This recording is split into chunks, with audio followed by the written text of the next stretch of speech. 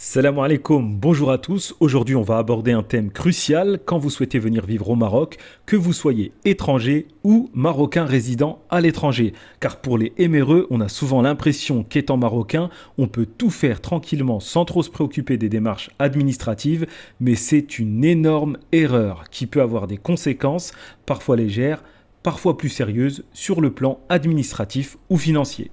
Donc suivez bien ce que je vais vous dire dans cette vidéo, ça pourra vous être très utile. Alors la première chose à savoir est que quel que soit le motif de votre entrée sur le territoire marocain, vous aurez un visa de 90 jours consécutifs maximum. Donc ça, c'est pour les étrangers, hein. Les Marocains, marhaba bikoum fbladkoum, comme disent les locaux, vous pouvez rester autant que vous voulez, mais on verra à la fin de la vidéo, Inch'Allah, pourquoi je vous dis de faire quand même attention.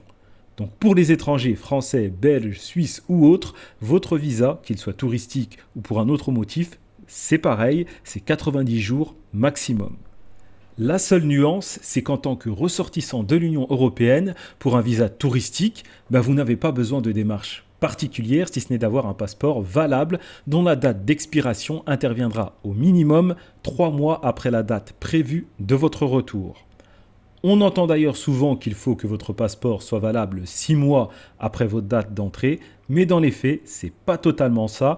On dit 6 mois parce que vous pouvez rester 90 jours, donc 3 mois maximum, et il faut que le passeport soit valable 3 mois après ça. Donc 3 mois plus 3 mois, ça fait 6 mois. Ce qui fait que pour être conservatif, on vous dit 6 mois. Mais dans les faits, si vous avez un billet de retour et que votre passeport est encore valable 3 mois après, c'est bon. Et d'ailleurs, en réalité, les autorités marocaines n'ont aucune exigence en la matière. C'est plus un truc qui est devenu communément admis. Ce sont les agences de voyage et les compagnies aériennes qui appliquent cette règle dès 3 mois, plus pour éviter tout risque de complications. Donc elles peuvent refuser l'embarquement par précaution pour éviter que le voyageur ne rencontre des problèmes administratifs, mais ça n'a absolument rien de légal. Donc si vous passez par voie terrestre en passant par SEPTA par exemple, c'est pas dit qu'on vous embête, mais bon. Pour éviter tout souci, mieux vaut se conformer au truc. Donc, si tout est OK de ce côté-là, vous allez pouvoir vous rendre tranquillement au Maroc. Et en arrivant sur place, on peut vous demander votre billet de retour et une preuve de logement ou de réservation. Mais bon, dans la pratique, on ne vous embête pas plus que ça.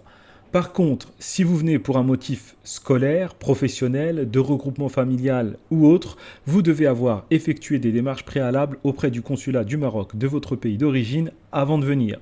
Mais dans tous les cas, vous aurez quand même droit à 90 jours maximum sur le territoire.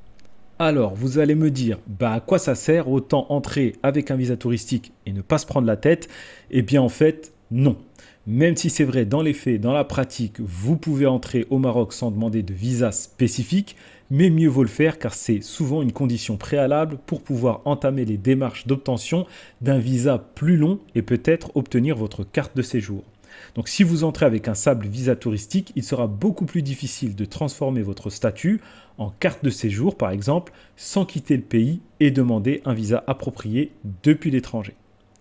En résumé, entrer avec un visa adéquat, c'est souvent une assurance administrative qui permet une régularisation plus fluide et réduit les risques d'irrégularité. Le visa touristique est simple à obtenir, mais limité pour ceux qui souhaitent vraiment s'installer longuement ou travailler au Maroc. Bon, après, dans la pratique, c'est vrai qu'avant de s'installer, beaucoup passent par une phase exploratoire avec des séjours touristiques de durée variable pour découvrir le pays et voir si la vie sur place correspond à leurs attentes sans demander d'emblée un visa. Enfin, ça, c'est surtout pour les entrepreneurs qui viennent un peu tâter le terrain et parfois des gens qui viennent pour trouver du travail sur place. Mais bon, ça, c'est quand même plus marginal. Donc, comme on a vu, le visa touristique classique permet de rester au Maroc pendant 90 jours consécutifs. C'est très bien pour se faire une première idée, mais souvent les gens souhaitent prolonger. Et là, il y a des règles à respecter pour ne pas se retrouver en situation irrégulière. Le truc à ne surtout pas faire, c'est de laisser expirer votre visa. On a des gens qui s'imaginent que parce qu'ils viennent d'Europe, tranquille, ils peuvent faire comme bon leur semble. Bon, pour eux, c'est pas grave du tout. On se doute bien qu'ils vont partir, ils sont pas là pour squatter.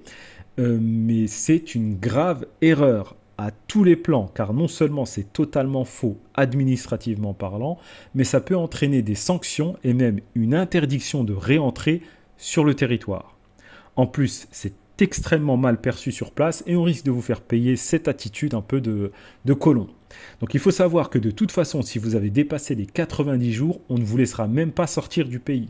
Même si vous avez un billet d'avion, un billet de bateau et que vous êtes prêt à partir, on ne vous laissera pas prendre votre vol ni monter dans votre ferry. Donc vous serez obligé de passer au poste, puis au tribunal devant le procureur, payer une amende autour de 1100 dirhams pour avoir un laissez-passer qui vous permettra de sortir du territoire. Donc laisser expirer le visa, c'est clairement à éviter. Les solutions pour prolonger votre séjour, c'est de demander une prolongation de visa touristique directement auprès de la wilaya locale. Donc la wilaya, c'est la préfecture si vous êtes en ville, ou vous pouvez demander également au poste de gendarmerie si vous êtes en zone rurale avant l'expiration de votre visa. Pour cela, il faut veiller à y aller un bon 15 jours avant la fin de votre séjour pour être sûr, car la procédure peut prendre un peu de temps. Vous pouvez également sortir et re-rentrer dans le pays. Vous pouvez faire ça dans un pays voisin, comme l'Espagne par exemple, par Ceuta ou Melilla, puis de revenir pour obtenir un nouveau visa de 90 jours. Donc certains vous diront « Attention, cette solution est de plus en plus surveillée pour éviter les abus », mais en réalité vous ne faites rien d'illégal et dans les faits, ça passe comme une lettre à la poste, personne ne va vous chercher de pouls. Donc vous pouvez faire ça dans la journée, c'est plutôt pratique. Les seuls pièges à éviter, c'est de ne pas attendre le dernier moment et de planifier votre sortie pour régulariser votre situation. Et surtout ne pas se fier ou compter sur des conseils informels non vérifiés de personnes qui vont vous dire qu'ils savent, qu'ils connaissent, qu'ils peuvent vous faciliter ça parce qu'ils ont le bras long, etc. ou quoi ou qu'est-ce. Faites les choses normalement.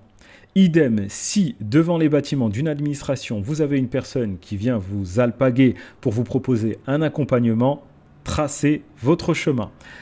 Alors maintenant, si vous êtes éméreux et que vous prévoyez de rentrer définitivement au Maroc, Inch'Allah, vous pouvez bien sûr rentrer et rester autant que vous voulez. C'est donc bien pour tester la vie sur place, enfin la vraie vie, autrement que pendant les vacances, parce que ça n'a strictement rien à voir. Et c'est vraiment pas le truc à faire de se projeter au bled avec la vision qu'on a pendant les congés. Donc, pour revenir au sujet, vous pouvez rester sur place pendant plus de 90 jours sans problème. Mais là où il peut y avoir un hic, c'est que si vous restez plus de 183 jours sur place pendant une année civile, vous risquez de devenir résident fiscal. Alors, quand je dis 183 jours, ça n'est pas forcément d'affilée, mais ça peut être en cumulé. Même si vous faites plusieurs allers-retours, mais qu'au total, vous dépassez ces 183 jours, vous devenez théoriquement résident fiscal au Maroc. Alors, qu'est-ce que ça veut dire ? Eh bien, ça veut dire que vous devez déclarer vos revenus au Maroc. Et pas seulement ceux que vous touchez ici, vous devez déclarer vos revenus mondiaux. Donc, tout ce que vous touchez partout, en France, si vous vivez en France, en Belgique ou ailleurs. Et c'est au Maroc que vous devrez payer des impôts. Donc, autant vous dire que ça peut changer la donne pour pas mal de monde, ou en tout cas, c'est un élément vraiment à prendre en compte. Bon, dans les faits, le Maroc a passé des accords avec la plupart des pays européens pour éviter la double imposition. Donc ça veut dire que si vous devenez résident fiscal au Maroc, vous n'aurez plus rien à payer ailleurs. Mais ça chamboule quand même pas mal de choses et ça peut vous entraîner dans des complications administratives et financières. Donc autant prévoir en amont. Bon, ça c'est dans la théorie, après il y a une petite subtilité quand même, parce que quand on parle de résidence fiscale, ça veut dire que le centre de vos intérêts économiques s'est déplacé au Maroc. Mais si dans les faits il est resté en France par exemple, c'est-à-dire que vous avez votre foyer là-bas, votre activité principale, vos sources de revenus et la plupart de vos intérêts, vous restez bien un résident fiscal français. Mais encore une fois, il faut prendre en compte cette règle des 183 jours pour la résidence fiscale afin de planifier votre projet de façon éclairée et lucide et surtout ne pas tomber dans des complications inutiles. En conclusion, s'expatrier au Maroc, c'est une belle aventure, mais elle demande de la préparation et le respect des procédures administratives. Prenez le temps de vous informer et de faire les choses correctement pour profiter pleinement de votre nouvelle vie sans stress inutile, Inch'Allah. Quoi qu'il en soit, Allah essaie le jami', Inch'Allah, prenez soin de vous. Salam alaikum.